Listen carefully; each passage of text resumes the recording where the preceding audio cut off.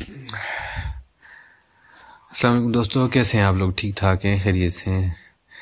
اچھا جی، آپ کو آج ہم بتائیں گے کہ کشمیر کی تاریخ میں تری کوٹا کون تھا، 3 کروڑ کا قاتل کون تھا۔ دیکھیں، کشمیر کی جو تاریخ ہے وہ بڑی جس کو کہتے ہیں کہ سسپینس ہے۔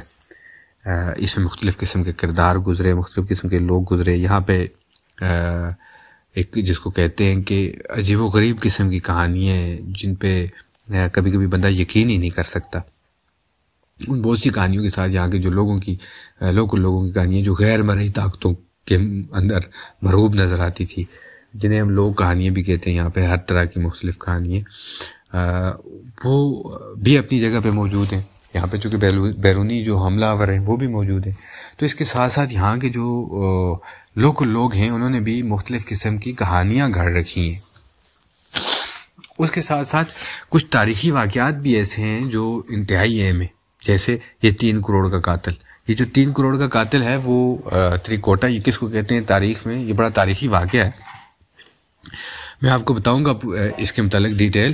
آپ نے ویڈیو کو پورا دیکھنا ہے، چینل کو سبسکرائب کرنا ہے اور ویڈیو کو شیئر کرنا ہے دوسروں کے ساتھ، تاکہ تاریخی حقائق اور تاریخی باتیں آپ تک یہ سب تک پہنچ سکیں۔ ٹھیک ہے جی، ابھی میں آپ کو بتاؤں گا کہ یہ تری کوٹا تھا کون، یعنی 3 کروڑ کا قاتل اس کو کیوں کہا گیا اور کیسے کہا گیا۔ ٹھیک ہے جی، 2 صدی جب بدھ مت کا دور تھا، بدھ مت نے 2 صدیاں عروج دیکھا کشمیر میں، پھر اس پر زوال آ گیا۔ تو وہاں جو جنوبی ایشیا میں جو تھا اس کا ختم ہو گیا، گپت سلطنت، اس کا زوال آنا شروع ہو گیا۔ تو ایک ہن جو تھا، اس کو ہن خاندان تھا، ٹھیک ہے، حکمران تھا مہر گل۔ وہ بڑی مہر گل اس کا نام تھا، اور وہ بڑی بے دردی سے جو ہے نا اس نے بدھسٹوں کو قتل کرنا شروع کیا۔ تو جب اس نے ان کو شکست دی تو یہ وہاں سے اپنے ملک سے اس کو نکالا۔ یہ وہاں بھی بدھسٹوں کو مارا تھا، یہ ہون کا جو علاقہ تھا وہاں سے اس کو نکالا، تو اس نے آ کے کشمیر میں پناہ لے لی۔ یہ کشمیر میں اس نے پناہ لی تو یہاں کا جو راجہ تھا اس نے اس کو امان دی اور اس کو ایک جاگیر عطا کی، لیکن یہ بڑا گندا آدمی تھا۔ اس نے موقع ملتے ہی اپنے موسم پر شب خون مارا اور ایک سازش کے تحت تخت پر قبضہ کر لیا۔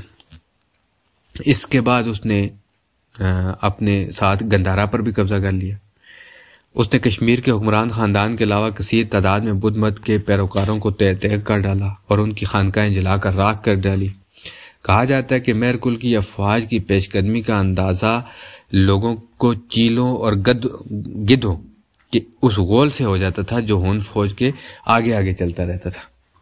کشمیر کے لوگ مہر گل کو تری کوٹا کہتے تھے۔ یہ ہے مہر گل جس کو تری کوٹا کہتے تھے، جس کے معنی 3 کروڑ کا قاتل۔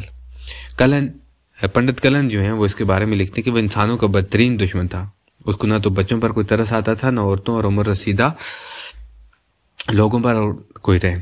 یہ وہی خونخوار تھا جس کے بارے میں مشہور ہے کہ ایک بار کسی مہم سے واپسی پر اس کے ایک ہاتھی پیر پنجال کے پہاڑوں میں پھسل کر نیچے 1000 فٹ گہرائی میں جا گرا۔ گرتے ہوئے ہاتھی کی چیخیں بادشاہ کو اتنی بھائی کہ اس نے ایک ایک کر کے 100 ہاتھیوں کو پہاڑ سے گرانے کا حکم دیا اور ان کی چیخوں سے لطف اندوز ہوتا رہا۔